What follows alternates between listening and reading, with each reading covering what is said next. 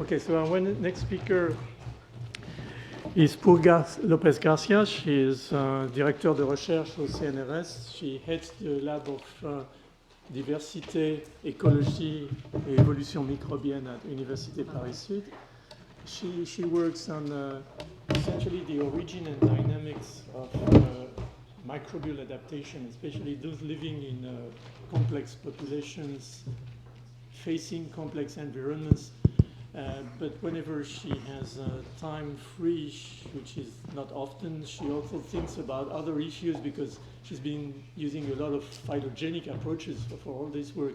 And she's asking these questions like, what is the origin of eukaryote cells, for instance? So that's more what she's going to talk to us about today. Okay, thank you very much, Philippe, for this introduction. Bonjour, good morning. Thanks for the invitation, by the way. So I'm going to talk about the origin of eukaryotes, which was a major transition that has remained mysterious for a long time and led to a considerable controversy.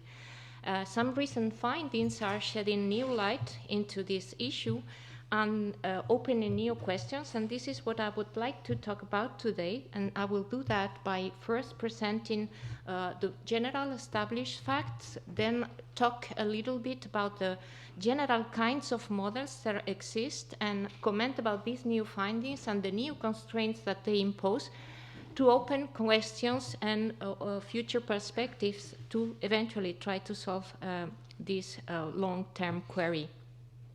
First, the facts. So we know two major kinds of structures, cell structures on Earth. The prokaryotic type with if I have a pointer, the DNA, the genetic material directly immersed in the cytoplasm, and the prokaryotic and the eukaryotic type, which is on average more complex with an endomembrane system delimiting a nucleus containing the genetic material. And here, unlike in prokaryotes, where transcription and translation are coupled, transcription occurs in the nucleus, whereas translation occurs in the cytoplasm. They are uncoupled. So two types of cell structures, but three phylogenetic domains of life, two prokaryotic domains, the bacteria and the archaea, that are highly diverse. Many of these lineages are, by the way, environmental. We know them only by environmental sequences, but we have no culture representative in the lab for the moment. They are structurally relatively simple, but metabolically they are extremely diverse in terms of carbon and energy metabolism. And we have also the eukaryotes, the third domain of life, so-called domain of life, that encompasses a much wider morphological diversity. Most eukaryotes are actually microbes, unicellular organisms, and multicellularity emerge within several of these lineages independently in various occasions. So there are, of course, specific characteristics to each of these three domains, but there are shared characteristics that can be traced back to a last common ancestor. We know that prokaryotes predate eukaryotes, and there are two types of evidence. There is fossil evidence suggesting that prokaryotes and their metabolic activities, many of their metabolic activities had already emerged by 3.5, 3.7 billion years ago, whereas eukaryotes appear much later in the fossil record, somewhere between 1.5 and 2 billion years ago. And we know that by 2.5 billion years ago, the ancestors of cyanobacteria had already evolved because we appreciated the great oxidation event, the increase on atmospheric oxygen by this time. But we also have evidence of this prokaryotic coming before eukaryotes from mitochondria, from the occurrence of mitochondria, because we now know that mitochondria are derived from an ancient endosymbiotic bacteria, in particular alpha proteobacteria, as we know that chloroplasts derive from ancient cyanobacterial endosymbionts. And this was clearly shown in the late 70s by the first, or among the first, molecular phylogenes of genes from chloroplasts and mitochondria that fell into among bacterial genes of these two groups. So mitochondria come from bacteria, but the ancestor of eukaryotes, the last common ancestor of eukaryotes, had already mitochondria. And previous models proposing that some groups of eukaryotes, here in green, called the Archaeozoa at the time, predated the mitochondrial acquisition by the ancestor of the last common ancestor of the rest of eukaryotes, are now proven wrong for two reasons. First, these lineages were misplaced towards the base of the tree by a long branch attraction artifact. It's an artifact of phylogenetic reconstruction, but also we now know that the genomes of these organisms, which are either parasitic or anaerobic protists, contain genes of clear mitochondrial origin. And actually, these organisms have mitochondria-related organelles, so such as hydrogenosomes. These are hydrogen-producing organelles present in anaerobic protists, or mitosomes, which have completely lost a genome. So another thing that we know is that eukaryotes have a kind of mixed heritage with genes involved and proteins involved in informational processes, replication, transcription, and translation, more similar to the archaea, or having only homologs in archaea, whereas they share the so-called operational genes, energy and carbon metabolism, but also the membrane lipids with bacteria. And finally, we also know that symbiosis was very important in eukaryotic evolution. And this is particularly shown by the occurrence of mitochondria that suffered such an endosymbiotic process.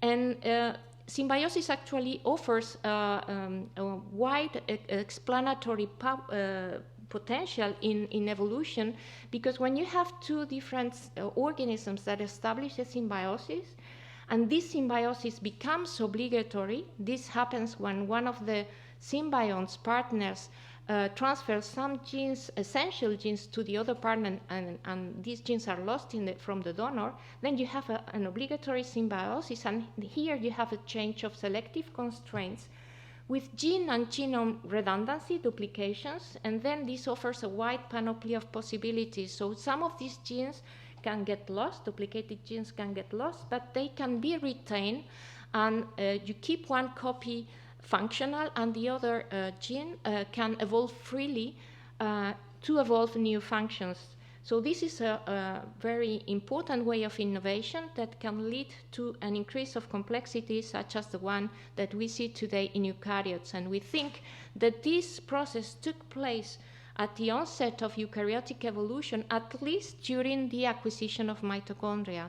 So the basic general idea today is that mitochondria, or the ancestor of mitochondria, establishes symbiosis within a host, so far unknown, and through a process that we call eukaryogenesis, gave rise to the last eukaryotic common ancestor. So now, what do we know about these different elements here in this sketch? So about the last common eukaryotic ancestor, we have learned from comparative genomics of different eukaryotic genomes coming from different lineages among the eukaryotes, that the last common eukaryotic ancestor was already a quite complex organism, having most of the systems and processes that characterize extant eukaryotes today, including a cytoskeleton, the nucleus, and a complex membrane system with trafficking, mitosis, meiosis, and even RNA interference. The genomes are of this ancestor, or the genome of this ancestor, is estimated to have like 4,000 to 5,000 genes. Some of these systems or processes can be inferred or reconstructed, or the evolutionary history can be reconstructed from ancestral prokaryotic elements. That's the case, for instance, of the cytoskeleton, since tubulin and actin, the major proteins in the eukaryotic cytoskeleton, have very distant homologs with archaea and bacteria, FTSZ and MRB. Others are more difficult to explain and likely require these innovations. So what do we know about the mitochondrial ancestor? We know it was an alpha proteobacterium, but what kind of alpha proteobacterium? Some people have proposed a member of the Rickettsiales. These are intracellular parasites, or the free-living Pelagibacter, but actually these two affiliations have been also questioned.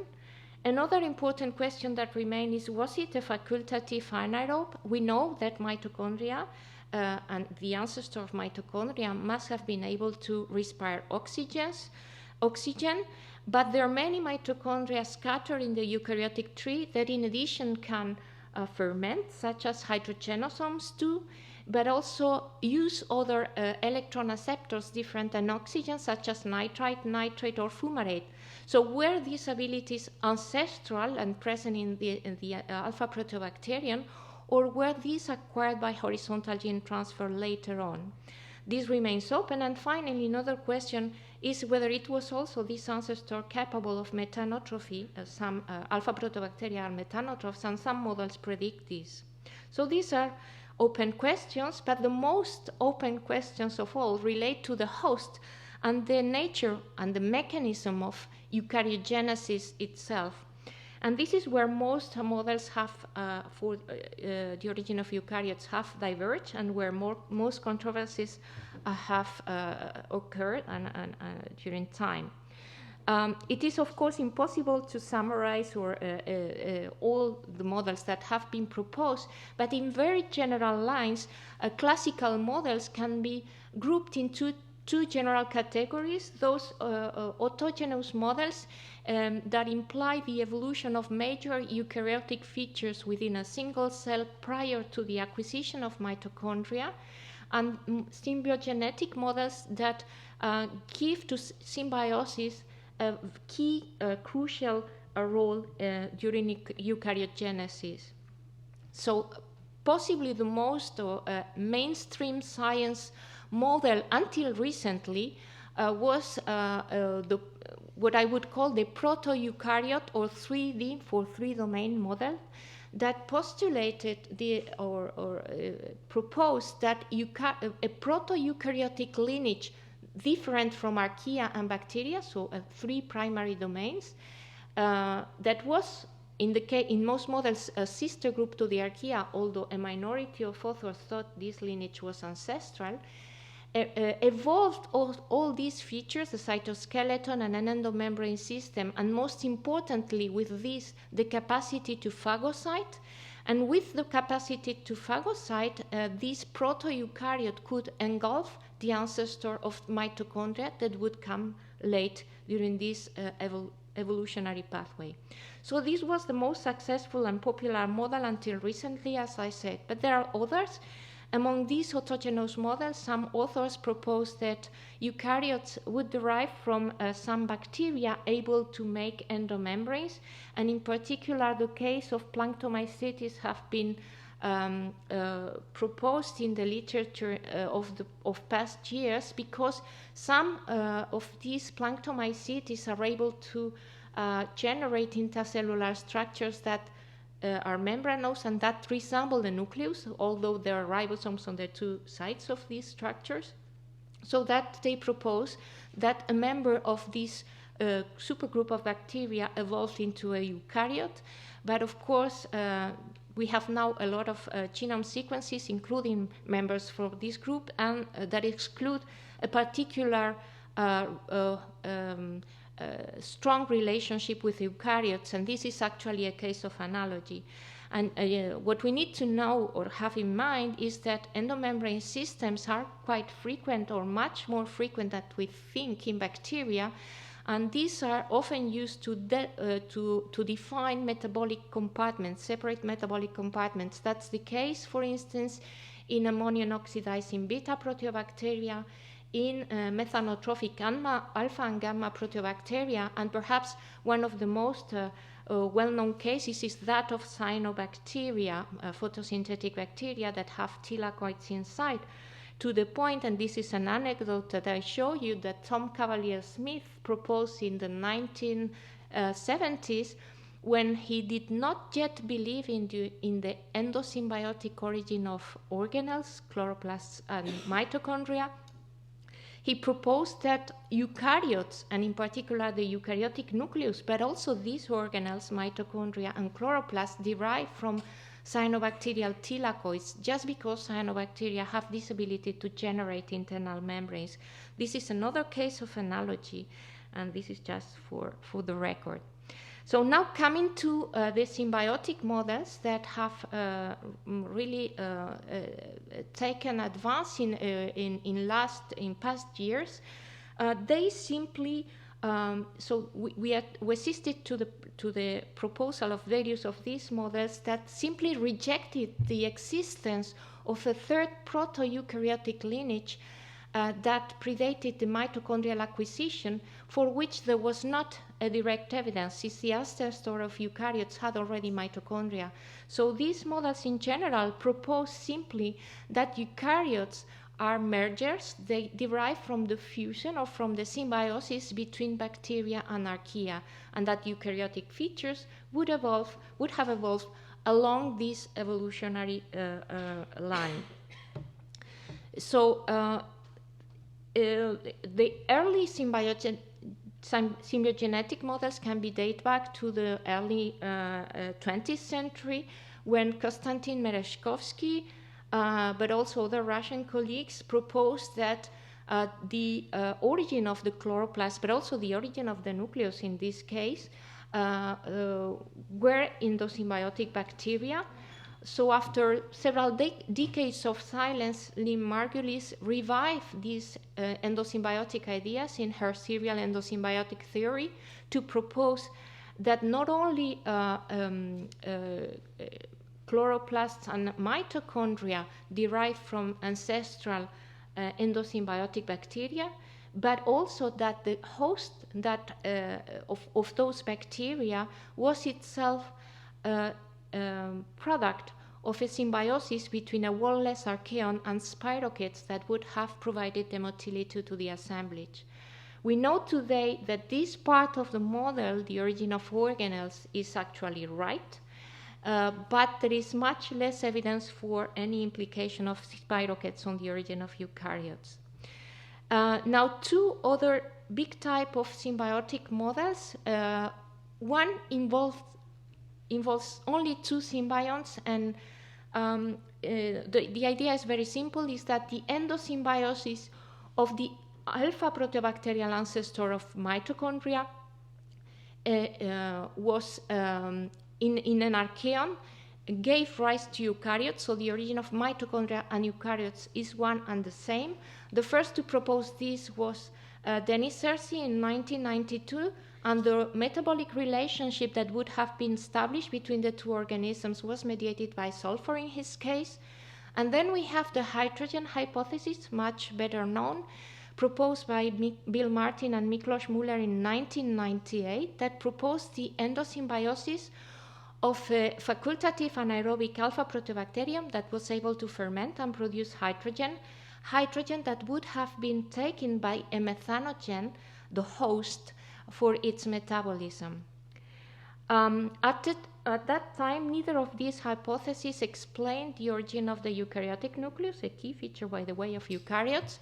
But much later, Martin and Kunin brought new ideas into this, and I will come back to this later. And finally, there is another type of symbiotic models that involves three symbionts, and there are various of these. The most developed of these hypotheses is the syntrophy hypothesis that I had the opportunity to postulate with David Moreira in 1998, simultaneously to the hydrogen hypothesis, and that we refined later. And in this model, the nucleus is an endosymbiont as well, and it derives from a methanogenic archaeon that was engulfed, or an endosymbiont within a fermentative hydrogen-producing myxobacterium. Myxobacteria are complex bacteria that share a number of features with eukaryotes and that belong to the delta proteobacteria. And mitochondria would derive from a second endosymbiosis with the alpha proteobacterial ancestor of mitochondria that was a facultative or versatile, facultative aerobe or anaerobe, and had a versatile metabolism, including methanotrophy, to recycle methane in this consortium. In both the hydrogen and the syntrophy hypothesis, interspecies hydrogen transfer is proposed as the driving force for this metabolic interaction. And actually, interspecies hydrogen transfer is very frequent in the environment, particularly in sediments and other anoxic settings.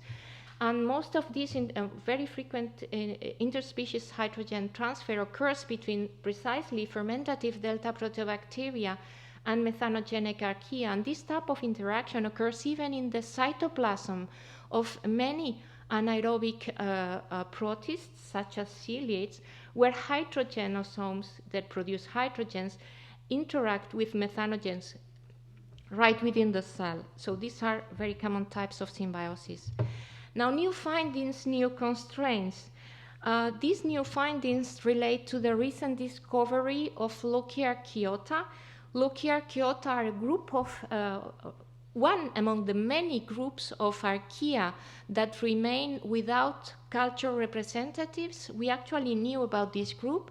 It was previously called DSAG or marine benthic group B, and was detected by environmental sequencing in many anaerobic sediments, anoxic sediments in the deep sea, for instance.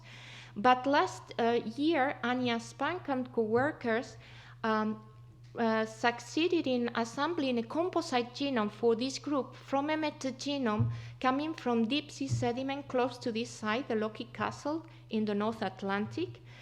And they realized that Eukaryotes shared many genes with eukaryotes, many more genes than the other archaeal groups. And not only that, when they made phylogenomic analysis using these genes, they realized that eukaryotes branch within archaea, in particular within this group called the TAG superphylum, for coding for different groups that are monophyletic, and appear as a sister group to this Eukaryotes.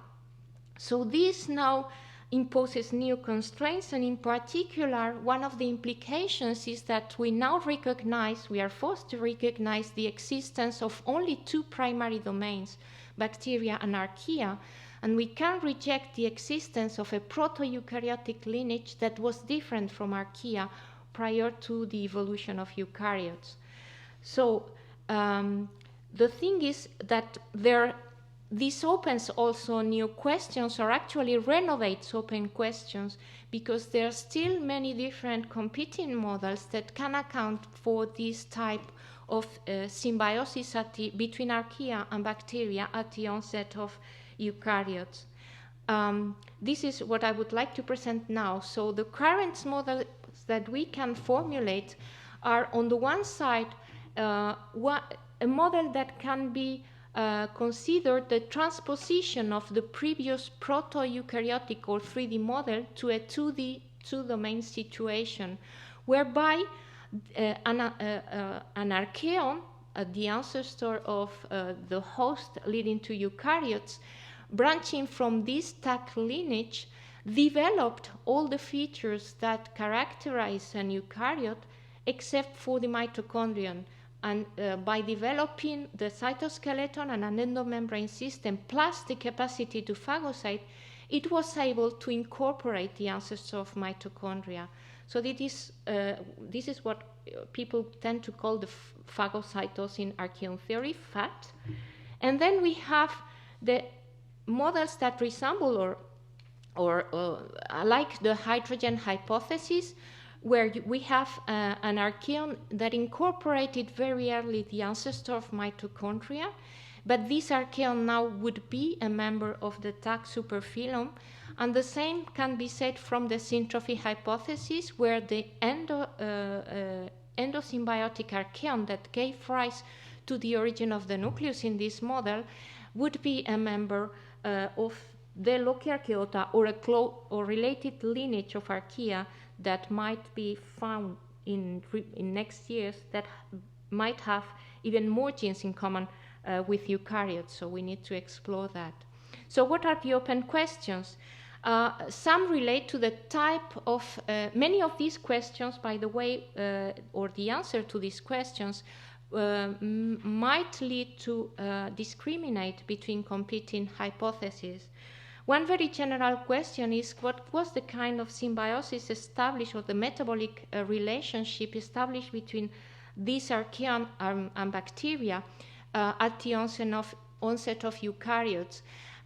It is likely that eukaryotes derived from a syntrophy, a metabolic symbiosis. Was it hydrogen mediated?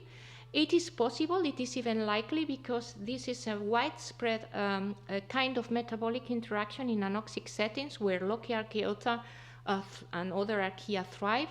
And actually there are many syntrophies that take place in cascade during the degradation of complex organic matter in deep sea sediments, for instance. And in order to answer to this, we need to explore these syntrophic interactions in the environment, in particular in oxygen-poor settings. But perhaps the most open questions relate to the mechanism of eukaryogenesis itself. One of it is, was mitochondria early or late during the evolution of eukaryotes? And this is not a trivial question, because it can discriminate between different models. So two models propose that mitochondria were relatively late within the eukaryogenetic process, whereas the hydrogen hypothesis postulates that actually mitochondria were the triggering factor that started eukaryogenesis. So mitochondrial endosymbiosis early or late actually means mitochondrial endosymbiosis. Was it a cause or a consequence of the eukaryogenetic process? And some light in this affair comes from recent work by Pittis and Gabaldon, who studied the average length of eukaryotic gene families with the ancestor of their prokaryotic homologues in eukaryotes. And actually what they realized is that the shortest branch lengths for eukaryotic genes of bacteria of prokaryotic origin correspond actually to proteins involved in the mitochondrial function, followed by the endomembrane system and then the nucleus. And when they look into the type of prokaryotic origin for these eukaryotic proteins, they realize that alpha proteobacteria, so the ancestor of mitochondria, have the shortest branches, whereas archaea have much longer branches, archaeal genes. And surprisingly, there are many genes of bacterial origin that cannot be traced back to the ancestor of mitochondria and that have longer branches than those for mitochondrial genes. So this implies that there was an important bacterial heritage in eukaryotes prior to the acquisition of mitochondria. And you have here the distribution among different bacterial groups and lineages of those genes. So as you see, they are very varied. So there was an older and varied contribution of bacteria to eukaryotes, and when you look to the kind of functions that these genes brought, they are mostly related to cellular process and signaling, or to the endomembrane system and the plasma membrane. So the question that remains here is how did these genes arrive to eukaryotes? Was there any kind of symbiosis established with bacteria prior to the acquisition of mitochondria? So these genes were acquired then by endosymbiotic gene transfer, or were these genes acquired by simple horizontal gene transfer? This is an open question that requires further study. Another very important open question is how did the nucleus evolve? So cell biology suggests that the endomembrane system in eukaryotes derives from the invagination of the plasma membrane, and it has been proposed that that endomembrane system had a primary secretory role. However, most models that have been proposed so far don't really propose a selective force for the origin of the eukaryotic nucleus, only a few of them. So in traditional 3D models invoking a proto-eukaryotic ancestor, two forces were proposed. Tom Cavalier-Smith proposed that the nucleus would have evolved to prevent chromosome sharing by cytoskeletal movements, and this idea has been inherited by the FAT model. But actually this is not really convincing, because many protists have open mitosis and then they disrupt the nuclear membrane and chromosomes are pulled even in uncondensed form, and they seem to do pretty well. And they also, eukaryotes have powerful mechanisms of DNA repair, and they can have many small chromosomes. So these are different ways to cope with chromosome sharing, and so this does not appear very convincing. Gaspard Cerquely proposed that a nuclear membrane would appear to prevent the formation of chimeric ribosomes in a proto-eukaryote that had not yet a nucleus after the engulfment of mitochondria. But this is not convincing either, because actually it would have been enough if the mitochondrion or the mitochondrial genome retained the ribosomal protein genes, just as mitochondrial genomes have retained the ribosomal RNA genes, which are still there. So mitochondria have and produce their own ribosomes, and they could retain those genes. The hydrogen hypothesis proposed another selective force much later, in 2006, and actually they proposed, Martin and Kunin proposed that the nucleus evolved by the fusion of lipid vesicles that form within the cytoplasm, and to prevent the synthesis of aberrant proteins once that introns began to spread.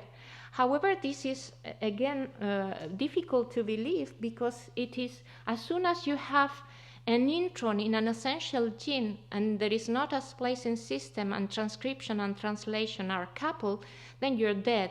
So you cannot create a membrane to prevent intron spreading once that introns are already there. You need to have a pre-existing membrane that separates transcription and translation prior to the emergence and the spreading of introns. So it is the other way around. And that other way around is actually what proposed the synthrophy hypothesis, where first the secretory membrane evolved to transport hydrolytic enzymes to the periplasm once that the archaeon, the future nucleus, had centralized protein synthesis. And then there was a need to avoid the hydrolysis of the cytoplasm components. And so once that mitochondria was stable in this consortium, the need for methanogenesis and the archaeal membrane was lost. And then the ribosomes were exported to the endoplasmic reticulum, and actually today ribosomal particles are still assembled in the nucleus and then exported through along the endoplasmic reticulum to the cytoplasm. But this nuclear membrane then would have been retained precisely because during this process introns would have spread. So now we need to keep this membrane to maintain the translation and transcription separated.